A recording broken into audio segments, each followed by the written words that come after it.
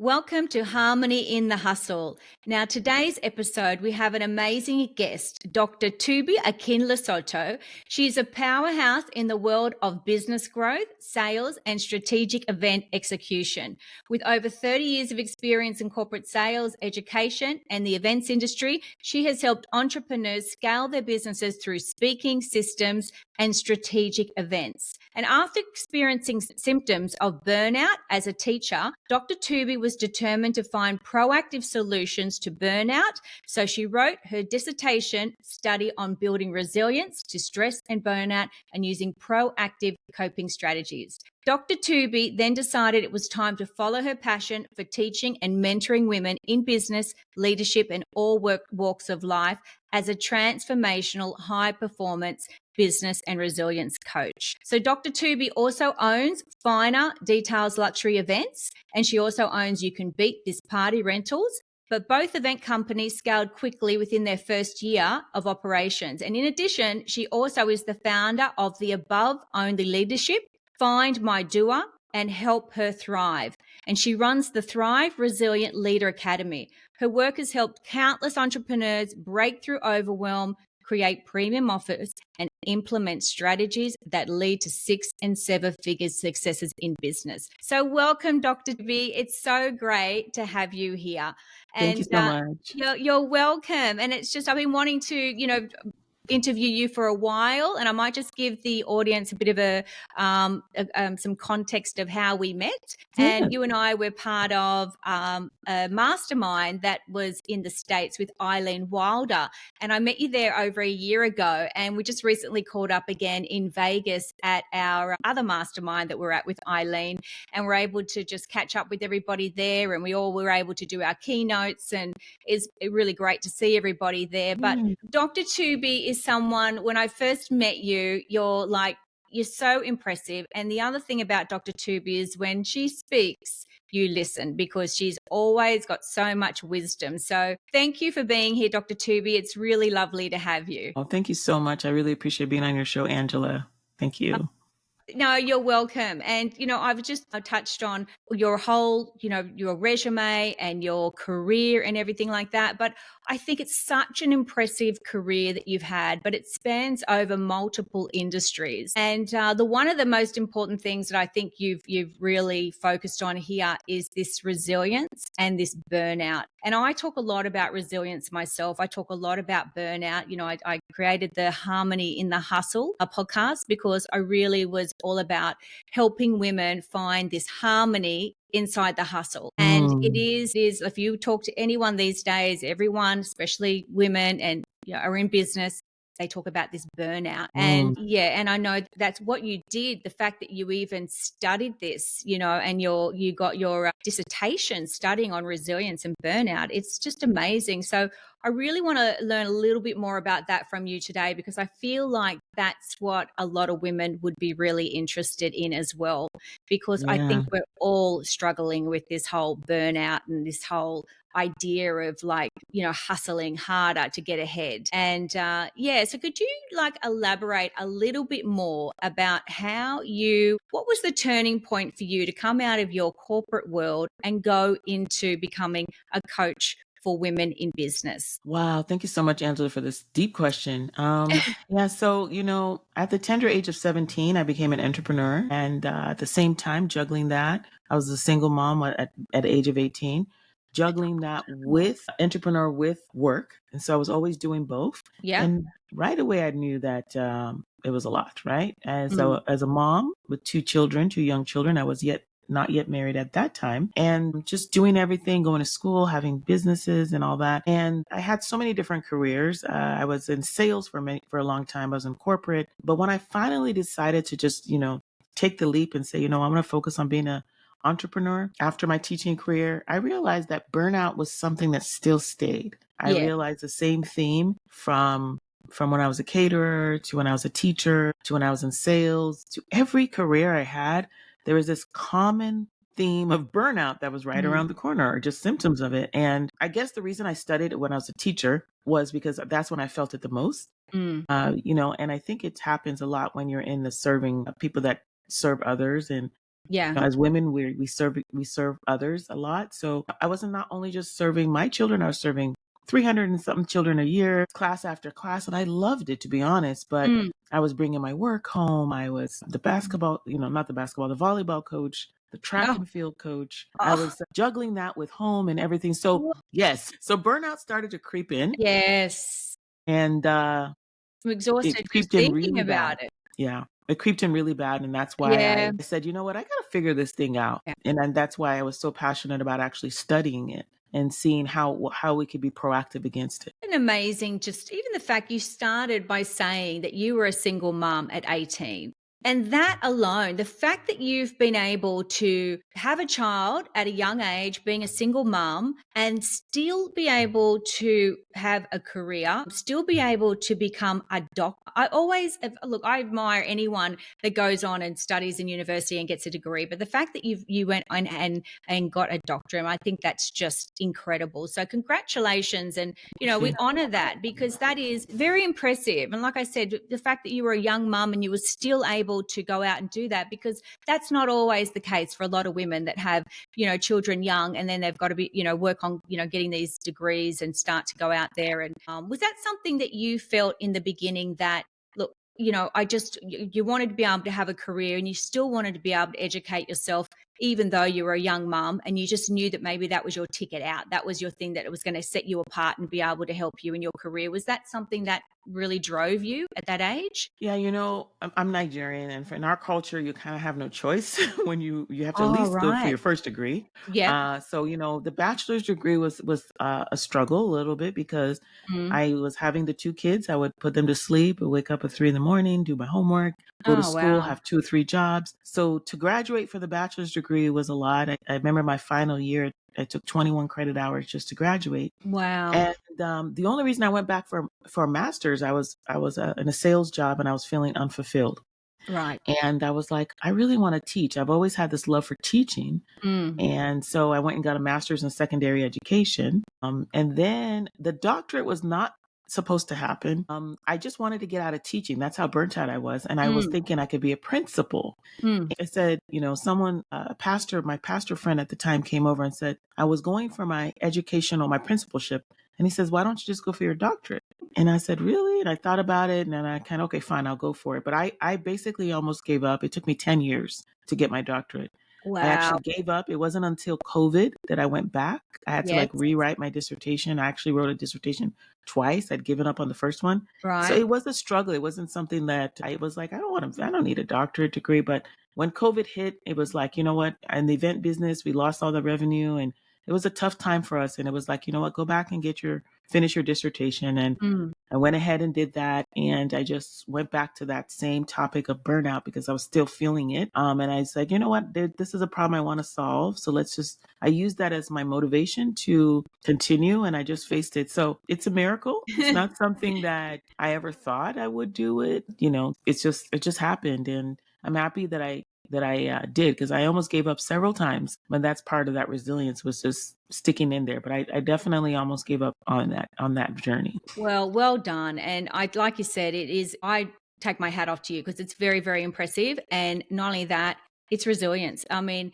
out of all the people, you would know the definition of resilience, because I really believe when I talk about resilience, it's like getting knocked down and constantly just keep getting back up, because life will hit you, and it will hit you hard at times, blindside you. But it's that whole thing of just when you fall down, it's about getting back up faster and faster, because that's the thing that helps you build your resilience. Like you said, you wanted to give up. And so many times in life, people, they start these things and it's tough, man. You got to break through all of these limiting beliefs and all this stuff to get through to the other side. But it's that resilience that really propels you forward and makes you so much stronger. And the only way you build the resilience is through action, like just constantly getting back up again and pushing yourself. So you are like, yeah, you're amazing to be able to have that resilience to, push yourself through. But can I ask you, when you talk about the coping strategies for resilience and burnout and this whole hustle, harder, and what were the coping strategies that you found through your studies to help women through these, challenges of this whole burnout and, just this exhaustion. What are some of the coping strategies that you found that women could work with? Yeah, as I began to interview teachers was actually my sample study, Yeah. but it's applicable to anybody. But a lot of women are teachers, and your first students are your children at home. Yes. So as I begin to interview, the same themes were coming across. Mm. And I focused on proactive coping strategies. That's a unique study on that because many people, they wait until burnout happens Yes. before they do anything about it. So my study is about building resilience to burnout using proactive coping Right. strategies. And so Mhm. basically what you have to do is every day you have to build yourself up Mhm. to protect yourself from burnout. So some of the Mhm. strategies are like journaling. These are some simple strategies, but it sounds simple, but some people just still don't do it. Journaling, music, taking a walk outside, exercise, setting your boundaries, prioritizing your schedule, reflecting on past experiences, seeking support. I actually have a whole list of the strategies in my journal. But yeah, they're just some ones that came up that if you do them every day, I actually encourage people to like check it off on their checklist and you start practicing them and you find yourself building that resilience towards it because instead of waiting for burnout to happen and then do Mm. something about it, Mm. if you wake up, have a good morning routine, drink your cup of coffee or tea, set aside, look outside the window, journal, take care of yourself, self-care, very huge, Very much so. exercise, Yes. Yes. and then some of the ones that people don't think about is that seeking support, getting enough sleep, the boundaries is extremely important. Mhm. So these are the things. So when you do these things, you're basically protecting yourself Mhm. and that's how you're building that resilience. I love that. And, like you said, they're simple things. And sometimes the simple things are easy to do, but they're also easy not to do. And, I love when I actually hear what's someone's morning routine and how do they get through their day. I love hearing those routines because I want to know, what are you doing that's helping you get ahead? Like, what are your strategies, your coping strategies, and what is it that's putting you in your best mindset to start the day? And I've always, love listening to people's strategies and what they do first thing in the morning. So, I have a whole routine that I do in the morning, and part of that is also journaling, like a lot of the things that you were saying. And I think those things help set you up for the day. So if you can win the morning, you can win the day. And Yes. that just helps you sort of set yourself up because I think that this whole getting up, I know I did it for years and I've spoken about it before. It wasn't just years of just burnout for me. It was like decades. And it's probably been the same for you because I think as women, that's all we really know how to do. I used to wake up in the morning and go, got to go. Like minute the alarm would go off and I would start like that. And it's almost like you're a hamster on the wheel. And Yeah. you think to yourself, you just want to jump off, but you don't know how because you have to keep going. All this stuff's happening. But if you can just take those moments in the morning and set yourself up well for the day and get yourself in the right frame of mind and the mindset, it really, and that's the self-care. And that's where you Yeah. do have to be selfish so you can take the time out because for you to give the best of yourself, you need to give something back to yourself. Otherwise, we just drain ourselves and just go through that whole process of just hustling harder and, thinking it's like going to get easier, but it never does. It just gets harder and harder. And that's where the overwhelm comes in. That's where the resentment comes in and it's just too hard. Would you Yes. find that that's the sort of what a lot of women are saying to you when they feel like in business and life, it's just that overwhelm, that constant hamster on the wheel? Yeah, I'm happy you said that because really overwhelm is the thing that people are missing. It's when you don't realize that you put yourself in a state of overwhelm. Yeah. So I like to show this visual of it starts with overwhelm Mm. and then it goes into stress because stress is a reaction to the overwhelm. Yes. And then burnout is the final destination. Burnout is a state of ignoring. So you don't actually get to burnout if you handle the stress and overwhelm, you won't get to burnout. So Yes. that's where that proactive coping strategies and those building the resilience, that gap between Mm. stress, overwhelm, and burnout and reducing stress is something a lot of people don't talk about is Mm. you have to understand what are the things that stress you out. Mm. And when you put yourself, because we're always, especially as women, Mm-hmm. we're in a constant state of fight or flight, Yeah. right? Totally agree. Constantly, like you said, Totally agree. Yeah. waking up in the morning. Oh, the kids' Yeah. lunch, the this, Yeah. the meeting, the Yeah. that. So your What did I body, forget? Yeah. Yeah. And you go to sleep and you're thinking of it the next day, and Yeah. your body is not relaxing. Yeah. Your mind is not relaxing.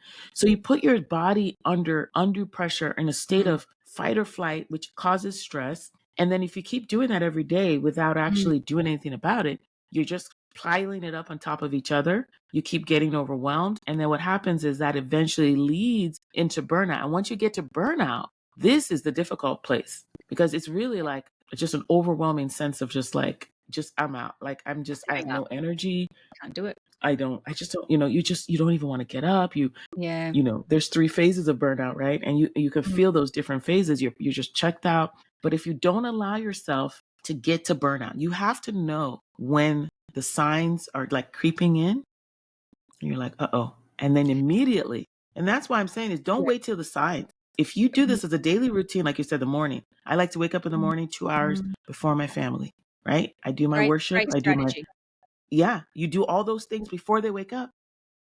And then when they wake up, it's like I've already poured into myself. Mhm. So now I have time for you guys, Mm. you know? Excellent. Yeah. And I mean, I love it. I love talking about this because I know this is the thing that affects so many women is this burnout, this overwhelm. And I think also, would you say through all of your studies that you know about the resilience, about the burnout, about the hustling harder, would you say that a lot of this comes down to not being aligned in what really is your purpose and what you're really, enjoying what you're doing? Because I really believe it's like, I don't, it may be the same for you, but I feel like all the things I've done along the way, I've done so many different careers, similar to you, but, changing, moving into different things. But what I found was that only in the last year or two have I really found something that I feel is aligned to me.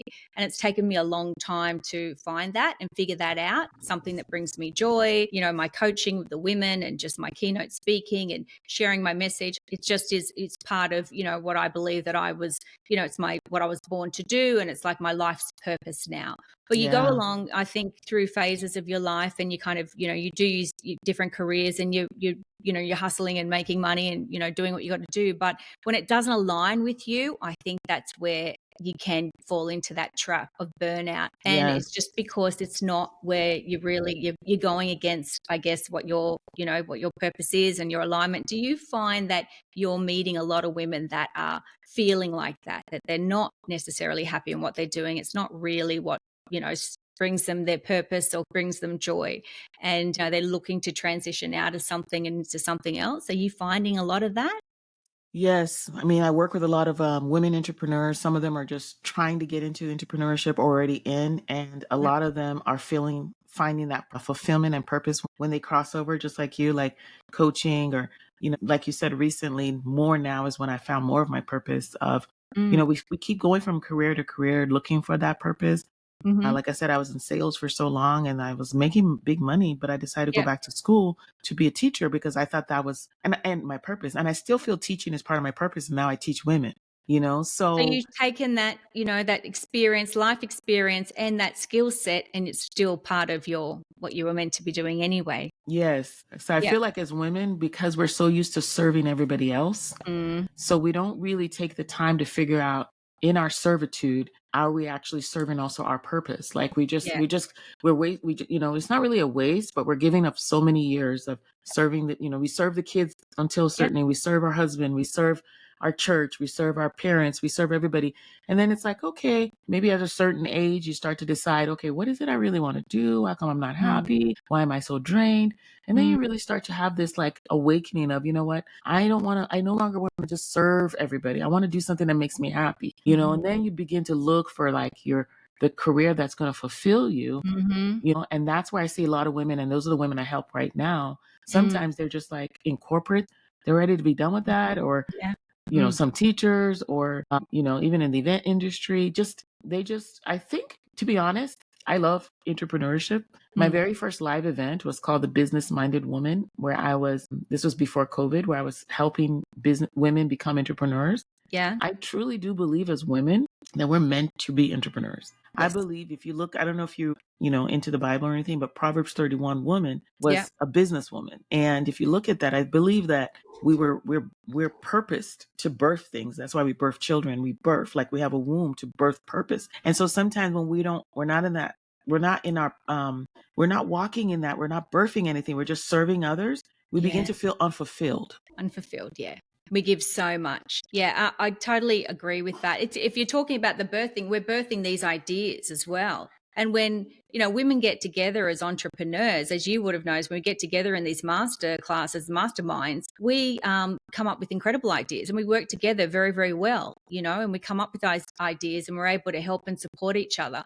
I mean, you think about, I'm just looking at the different things that you've had, like you've got your above only leadership that you founded, and then also your Find My Dear and To Help Her Thrive, the Resilient Leader Academy. You've got these, you've always been stepping into these businesses to help women, to help them thrive. And I love that, because I think we need so much more of what you're doing, because this is where I feel this confusion of where a woman might come out in her 40s and 50s and think, what's next? And I have been giving so much of myself to everybody else. But, like what is there for me? Like, you can burn through the years and then you can Yes. come out and you can say to yourself, okay, well, I'm in this position right now. I'm looking to pivot. I'm looking to transition, possibly even reinvent myself, because you're seeing it so much these days, this reinvention. But it's that confusion of even where to start and who can help me. And I've always said, the most successful people in this world have mentors and coaches. So it's really about getting around the right people that can take you to the next step, people that have already gone before you, that have the wisdom and the expertise. And like yourself, like we've been part of these masterminds that have helped us. And we've also, learnt from some of the people that have gone before us. But this whole, finding a group, finding a community, finding people that can help coach you and mentor you to help Yes. you with the next step, I believe is such a key to this, because we don't have to do it on our own. We don't have to figure it out on our own. Women together can really create, something amazing.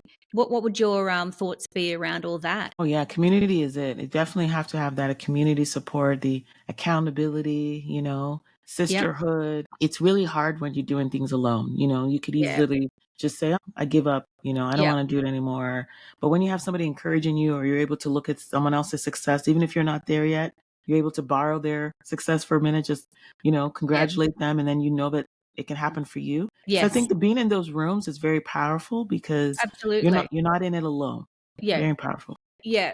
Yeah, absolutely. I think you've hit the nail on the head too, is when you see someone doing it and you feel like it's like you're not creating the wheel. Somebody has gone before you, and it just gives you the belief. And I think also when you're around these sort of masterminds and these groups and these communities, you may not always have the belief in yourself. But what I found over the years is that I may not have the belief in myself at that moment, but somebody's got belief in me. And if you can Yeah. just hang on to someone else's belief, that might just help you take the first step. And I Yeah. see that with a lot of women as well. Like, you can breathe belief into someone, and then that is just enough for them to sort of take that first step of a transition or a pivot, or finding something that, that is their next chapter, their next phase of life that's going to be, what they, will eventually destined to do. Yes, absolutely. Yeah. Yeah. Yeah, and I also wanted to say to you, is like the whole event that you've got coming up. I know we were talking earlier, you've got this event coming up called, it's a masterclass. It's for women that are wanting to make seven figures. It's a 7-figure secret challenge. So it's for entrepreneurs that are ready to scale from 6 figures to 7 figures. So my question around that is, what do you think are the common, mindset shifts that women need to make to believe that they can build a business that can generate that sort of money, but they can build that themselves? You know what I mean? Because it's one Yeah. thing about thinking, okay, you can go and get a job and you know what you got to do every day, and you turn up and you get paid 6-7 figures or whatever. But when you're actually building a business yourself and you're an entrepreneur and you're wearing all the hats, we're figuring it all out, it's like, being part of these groups are the key, like I said before. But what is it that you believe is the common thread that is in a woman's mind, or a mind shift that can just help them sort of scale or believe that they can and that they can build a business like this. Yeah. I mean, you said something so important earlier about just community support. I like to say being in the room. I Yeah. mean, you might be thinking out there, like, you know what? I'm not even at 5 figures. I'm not at six Yeah. figures. How can I Yeah. think Yeah. of 7 figures, right? Sure, totally. But Yeah. can you imagine that if you get in a room with people talking 7 figures? I mean, remember when we first started with this community, Mm. they're talking crazy numbers right Yeah. now, They but will. it's believable to me now because I'm hearing it. And Mm. being able to stay in a room where someone is pushing you, or Mm. you're actually able to hear the strategies that 7 figure entrepreneurs are actually using Yeah. and what they're doing, that's going to give you the confidence and the hope that you can also do it. Mm. And one of the things I like to say is you have to be what you want to be right now. So even Yeah. if you're not there yet, you need to start you need to start walking in that. So Yes. you're like, you know what? I'm not at 7 figures yet, but if I go learn, Yes. you're going to get closer to that 7 figures instead of trying to Yes. figure it out all on your own. Because this is all about the secret strategies of 7 figure entrepreneurs. And these are not Mm-hmm. everything that everybody's talking about. Mm. This is what me and you and other people know, the truth. It's not Yes. about what you see on social media. It's not about Yes. it's the true Yeah. strategies that are going to move the needle forward so that you can achieve 6 and 7 figures faster. Yes, excellent. It's the thing that I believe that's missing because I see, like you said, social media. There are so many people claiming that they're making the 7 figures online and they're building these businesses. But, it's really important to find people with integrity that are actually doing that and that know how to do that and are scaling to the 6 and 7 figures, and that can help you do that, because it's when people claim that they can do that and then you're part of it and you go like, it doesn't, something's not gelling here. It doesn't feel like it's like right. It doesn't feel like it's the truth. And that's the Mm-hmm. thing. You do need to find somebody, the people with integrity. And I know that we're part of these groups that, they definitely have the integrity, and that when they teach you, that they've got that they've got the lifestyle, they've got the businesses, and they've got the runs on the board where they've helped, a lot of women achieve that as well. So I think that, with your event that you've got coming up, I mean, you're like, you're walking the talk, Dr. Tuby. You've got this incredible business that you've already grown so many businesses, but you are an entrepreneur that's had all this success. But I think that also you come from this, real place of integrity that women who join you and work with you in your community, you're going to put your heart and soul into everything for them, and they're going to, you're going to give everything you can to help them scale their businesses. And I know that when I was talking to you, you have this, I think it's a 3-step process that you go through. I think the first one was mindset.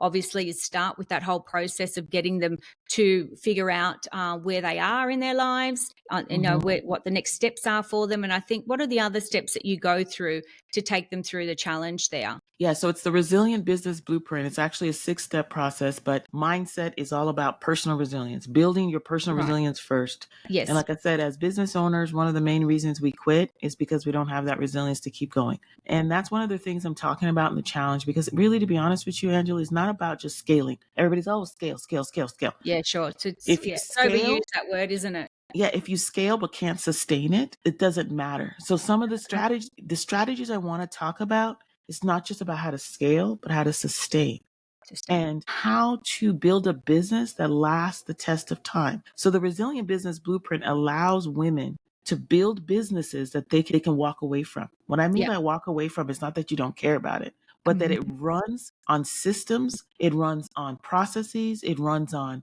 automation. You are taking care of yourself. You're putting in the right strategy at the right time. Mm-hmm. Because I'm so passionate about women, and because I've been an entrepreneur all my life, and because I'm a mom and everything, there's no way I could run 3 or 4 businesses and be on an interview with you if I didn't have these things in place. Yes. I had 3 interviews today. And why? Because the business is still running, right? The business has to run. So as women, Creating harmony. You're creating yes, harmony in your life. exactly. Creating that harmony, be able to be a business owner and still take care of yourself is very important. So that's what I help women do, is they don't have to give up on their business. They just got to set it up right. I love that. Love that, because I think also too, I think when we are as women entrepreneurs, I think you can get carried away with going and looking for the next shiny object and downloading everybody's free, content and trying to figure it all out on your own. And it all just becomes so confusing and overwhelming because you're not in alignment and you're not, you're not staying on track. But I think if you stay in that process of figuring it out, starting with the mindset and going through these steps and these processes and creating these systems, because it's all well and good to say, let's go to 6 and 7 figures. I built 6 and 7 figure restaurants and things like that. I scaled to those businesses. However, it's not always about the revenue. It's really about also, is it profitable? Is it something that you can maintain? Is it something that's going to be long-term for you and that you can have some kind of harmony and balance through all of this as well? So I think that is, Yes. it's really, really important to focus on that too. Otherwise, you'd be in the same situation. You just, build a business and in 1 year you're exhausted again. You're back to kind of square one again. So the fact that you're focusing on that and that you're focusing on the, making sure that they build their resilience first, because I guess, Dr. Tuby, at the end of the day, it's like everything. Some days are going to be terrible. I mean, as an entrepreneur, it's tough. You're going to be blindsided. You're going to have struggles. Not everyone's going to, join you or be a part of your business. You're going to have things that are just going to happen that you think, I'm going to quit. And that's where the resilience comes in. So unless you build that resilience first, as an entrepreneur, you're doomed, because you're going to quit with the first thing that, knocks you down, because it will be relentless at times, and I guess that's the thing you learn, as, you would know as well. It's like, it's not always going to be easy, and you have to have that mindset before you even entertain this idea that you are going to have to really understand. It's going to take a lot out of you. You're going to be pushed to, but you can do this. But it's about this resilience from the beginning. So it's interesting that you studied this from, right from, all your studies, and you understood the whole, definition of the resilience, because I think that's obviously helped you so much in your life. But the fact you're teaching this now, I think it's the most vital thing, is the resilience. Yeah. I mean, it reminds me, Angela, of like, childbirth and having children. It's like, when people warn you that, it's not going to be easy. You're going to be in, carry this child. You're going to be in labor. You're going to have pains. You're going to kick you. You're going to stay up all night. You're going to do this. But guess what? You're going to enjoy it. And you're going to, so it's, to me, I see it the same way. When you're starting a business, it's a baby, and you have to understand what you're up against, and you start to prepare. Like, right. If it's your first child, you're going to like, okay, well, let me go take classes. Let me read books. Let me get the room ready. Let me, start changing my schedule for my, to accommodate. You start preparing, right? Yeah. It's the same thing with having a business. Many of us just run into the business and we don't put any strategies to prepare in place. And then all of a sudden it's hard and we give up. Yes. Right? If it's hard when you're like, oh my gosh, the baby's crying all night, I didn't get any sleep, or this and that. I'm just using this example. Some of us don't have kids, but whatever it is. But it's just, I'm just saying that you have to prepare. Once you know what you're up against, as women, we can do anything. Exactly. All we need to do is prepare. And that is what I'm doing in this challenge and helping people in business is prepare, right? Like when COVID hit in 2020, we were not prepared. And that is when my system got birthed, because I didn't know. Did you know COVID was going to come? I sure didn't. I didn't know we were going to lose 140,000 in revenue in a month. I didn't know we were going to be shut down and say no events. This was our livelihood. Yeah. And that, ever since that happened, I was like, never again. Yes. Never again. So I'll never have a business that I'm not prepared for. Yes. If something happens out of my control, or something happens to, nothing has to happen to us, but let's say something happens, or we just don't feel like going to work. You don't even have to go to work, right? Yeah. So that is what we're doing, is preparing and building a business that can last the test of time. Yeah. I love that too, because I think that is what it is. It's the resilience, and it is that lasting. COVID taught us a lot. And if there's one thing it taught us, is preparation. And thinking about a woman right now that would be, maybe in this transition period, like she might already still be in another career, but say, for instance, she would like to come along and listen to, your masterclass and be a part of all of this.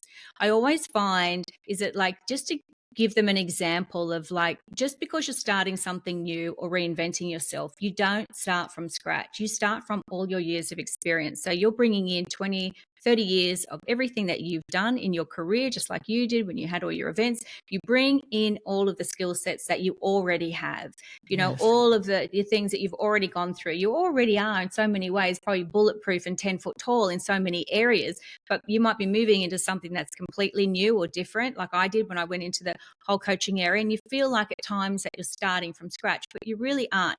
You're starting from your experience. And I think that that is something that I think, that it's important that we explain that to these women that are interested in like coming along and listening to something like this. You may have your one foot in your career, but you've got one foot out because you're wanting to transition or reinvent. So these type of things, like what Dr. Tuby is about to, do with her masterclass, is something that will get you to the point of thinking, is this possible for me? Do I really want to do this? Is this something that I could, do for myself? And that was what I believe, that, you'll be great at being able to teach these women that you aren't starting from scratch. Just know that it is something you are starting at this age, and not starting from ground zero again. You are definitely starting from so much life skills, life experience, and you're bringing all of this into your next phase of life, your next chapter. Absolutely. Yeah. We're just packaging up your experience, packaging up your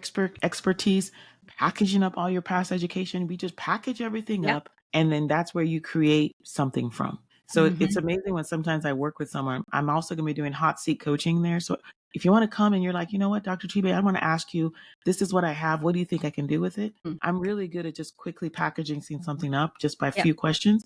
Yeah. But you'd be surprised that somebody that would be like, oh, I didn't know I could do that. Yes. It's like we're sitting on some skills that we don't know we have. Yes. And all you're doing is packaging it up and transferring it to another phase of life. That's it. I know. It's amazing, because I do, I talk to women as well about this exact point, and they'll say to me, well, I don't have, a lot of skills. I'm not quite sure. And I go, what have you been doing the last 10, 20 years? And they'll tell me, oh, well, I did this and this and this. And I go, what? You've been in that industry for 3 or 4 years, and you've got this amazing skill set that no one else has that you can bring. She goes, oh, I didn't think that was of any value. I was like, what are you talking about? Those kind of skill sets and that knowledge and that life experience is valuable. Even if you know 10% more than the other person, it is something that you can package up and teach. So I think that's where this whole, and the more you let people know that, and let women know that it really comes down to, what do you know that little bit more than someone else that you could actually teach and you could give value with your life experience? And then it's like ding, ding, ding. It goes off. Oh my gosh, I could possibly, start something else. I do have some experience. I do have these life lessons that I could share with somebody, and it would help them. It would, be of something of value. So I completely get it. It's mind blowing when people think that they don't have, like, oh, why didn't you tell me that, 6 months ago, that you're able to do all of these things? It's amazing, isn't it? Because they don't think it's of any value. But when you sit down and you actually go through the process of figuring out, what are you good at? What have you actually done? You go, oh, wow. Yeah, I do. I am quite good at some things. Yeah. Do you find that? One chapter ahead. Just one have to chapter be one chapter ahead. Many times we're just helping the people that we were a few years ago. Yes. So that's it, because we've all overcome something. We've all had some obstacles, or we've all had some pain that turned into purpose. And all we have to do is package that all up, and we can help the woman that's, behind us not to have to go through those same mistakes. That's so true. And I'll give some context around that one chapter ahead. I'll share that little story that Dr. Tuby and I learned when we were part of this mastermind. And it was, you probably are familiar with the movie with Leonardo DiCaprio, which was, what was it called again? It was like Catch Me If You Can. That was the movie that he starred in. And it's based on a real story, a life story. And this gentleman used to go around being somebody and like pretending that he was a pilot, and he'd be pretending he was like, he just to get in everywhere and do these incredible things. And they arrested him one day when he was a professor. He was actually in a lecture teaching students as a professor. And then when they said to him, how were you able to do this? How were you able to fool people that you were a professor? And he said he figured out that he just had to be one chapter ahead of the students that he was teaching. Yeah. And they said, wow. So in life, we think we have to be miles down the track, years ahead of everybody, degrees like you've got, but you don't. I think once you realize that you actually can add value and you can teach people, as long as you know that little bit more than someone else, you'll be surprised how much experience that is that you can pour into people, and they'll learn from it. So I always thought that was such a great, analogy and a great story. Yeah, it's amazing. Yes. Yeah. Well, I just want to thank you, Dr. Tuby, for coming on today. You've been such a great guest. And I know that a lot of the women are going to get so much amazing information out of this, and, knowledge and wisdom, because like I said, whenever you speak, you share, whenever you say anything, there's so much wisdom that comes out and so much clarity. So I know women are going to learn so much from you as well. And really take on board what you've been talking about today. Thank you so much. And I'm sure a lot of women will be able to find a bit more harmony in their hustle from this experience. And so we've got your event coming up. Can you just give me the date of when that is? Because I'm going to be sharing everything in the show notes and the link and everything for anybody that wants to jump on and be a part of the Dr. Tuby's masterclass coming up. So when is that? Yeah, so it's a 5-day challenge. It's Yep. March 24th through the 28th. So Yep. Monday through Friday. It's 2.5 hours a day. It's going to fly by. Mm-hmm. It starts at 11 a.m. Mountain Standard Time. So Mm-hmm. sorry, I don't want to give the wrong time because I realize the Yes. zones Yeah. have changed. I'm just sticking to my time zone. So it's 11 a.m. Mountain Standard Time to about, like I said, 2.5 hours, Yes. Monday through Friday. Mm-hmm. And every day we have a different theme we're talking about. And like I said, I'll be doing live hot seat coaching. And everybody walks away Great. with their own 7-figure implementation roadmap. And Oh, so they can fantastic. find more information. They just need to click on the link that you're going to drop, and it will Mm-hmm. break everything down to them, what they're going to learn and what they're going to walk away with. Oh, that sounds fabulous. Yep. Well, we'll share all those details in the show notes as well for anybody that wants to jump on. And once you sort of click onto those things, it will tell you when we are. And yeah, it'll be a little bit earlier for us in the morning, but then you'll go through for the afternoon. So for you guys, which is like morning for us, so it's not too early, so we can definitely be a part of it. I'll be looking forward to it. I'll be jumping on and being a part of that as well. But thanks again for today, Dr. Tuby. It's been great interviewing you, and I appreciate your time today. Thank you. All right, have a wonderful day. You too. Thanks.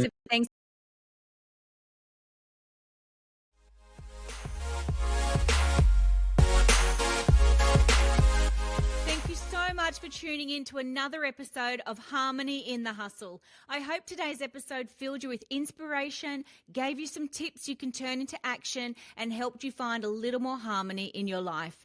If you've enjoyed this episode, please share it with a friend who could use a bit more harmony in their hustle too. And if you haven't yet, make sure you subscribe so you can stay updated with all the upcoming episodes. I truly appreciate you taking the time out of your day to listen. And until next time, stay in the harmony and remember, you've got this. See you next time.